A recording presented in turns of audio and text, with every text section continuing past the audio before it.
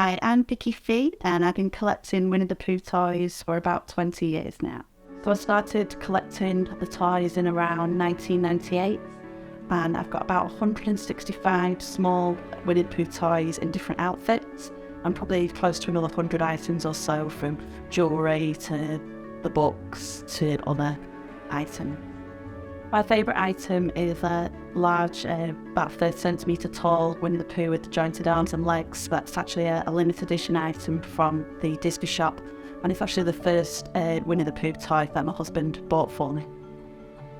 I will definitely be going to see the new film when it comes out with my boys. I believe it's quite an emotional roller coaster from the reviews that I've read already, so I'm ready to laugh and cry. Really looking forward to it. I've collected Beano comics since I was a kid, and we've got a really rare Beano comic #1 up for auction now, which coincides really nicely with the Beano turning 80 this week. So I think it's a real treasure. I think the Beano's special for me because it was my childhood comic. I started reading it when I was 9 or 10, like many children have their childhood comic. So I sort of related to characters like Dennis the Menace and the Bash Street Kids, and it's now sort of part of me really. I trade in them, and that's it's part of my life really. The first edition Beano comic is incredibly rare. There's been about 30 copies that have sort of surfaced in the last quarter of a century, of about a print run of 450,000. So there really aren't that many left. And then the internet came along with eBay, and I sort of found myself dabbling a bit more. And before I knew it, I was sort of buying and selling quite a lot, and it sort of developed into a bit of a hobby business on the side. Hi, my name's Sam Watson. I'm from Tame, and I've been collecting vacuums for 15 years and have over 100. My passion for vacuum cleaners came from seeing them being used, watching them being repaired, and it's just grown from there really. And now I find myself with my own collection, which gets bigger by the day, and the passion's still there. The passion's even more now. I don't think I'll ever stop collecting. I enjoy it too much. I enjoy the different machines, I enjoy working on them, I enjoy using them. I can't imagine I'll ever fully stop. The most favourite vacuum from my entire collection is this 1970s Hoover Concept 1, a very rare machine in the UK. They were more popular in America. Mine needs a bit of work, but even as is, it will still out-clean everything else I have.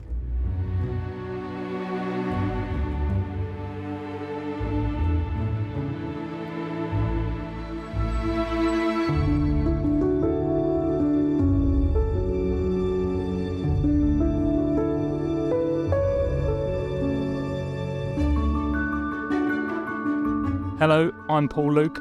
I've got one of the largest milk bottle collections in the UK, and I now deliver my own milk as well. I currently have about 15,000 milk bottles, and that's growing all the time. There's obviously less about now than there used to be, but I'm still adding to the collection. The collection began in about 1987, when I was about 10. I used to help all the local milkmen, and it went from seeing plain bottles with nothing much on to seeing very colourful advertising on the milk bottles, and I just thought it would be something good to save and keep one or two of, and then it got evicted out into the back garden where I bought my own shed out of me money from the helping the milkmen. A lot of the milk we deliver, about 99% of the milk we deliver actually, is in glass returnable bottles. They can be used up to 50 times. I've even really delivered milk in bottles recently that bottles of about 30 years old. So you could expect them to have done thousands and thousands of trips.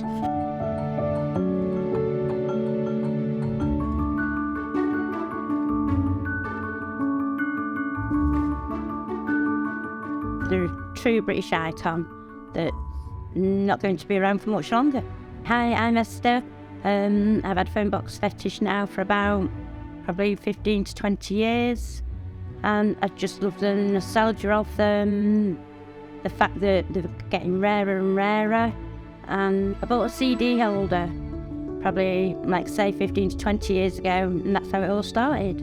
It's just part of me. If I'm out and about and I say, well, there's a red phone box there, so we'll find somewhere to park up and stop. And yeah, I couldn't tell you how many. I've got enough now. I've run out of wall space, I've run out of places to put them. The only thing really now I want is a real one in the garden, and that's That's my aim.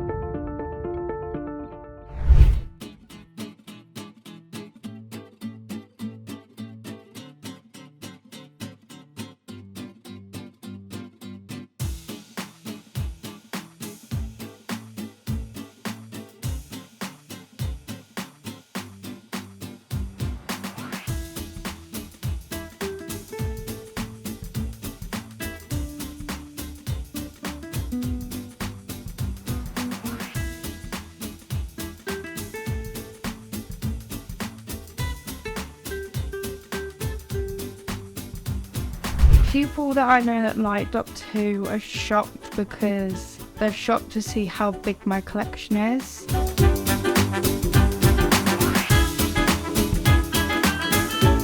I'm Sophie Clark, I'm 17 and I'm a Doctor Who collector. I went into a shop and saw a Doctor Who magazine and it came with DVDs.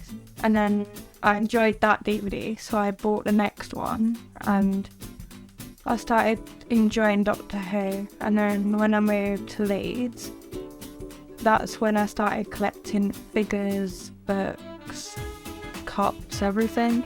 I plan on collecting everything, anything that's Doctor Who. I want to collect it. I have nowhere to put it all. My family like Doctor Who as well. I think if it wasn't for them, I wouldn't have had such a good collection. So with their help, I became the collector that I am, and collecting stuff that's really valuable, really expensive stuff. I couldn't have done it without them.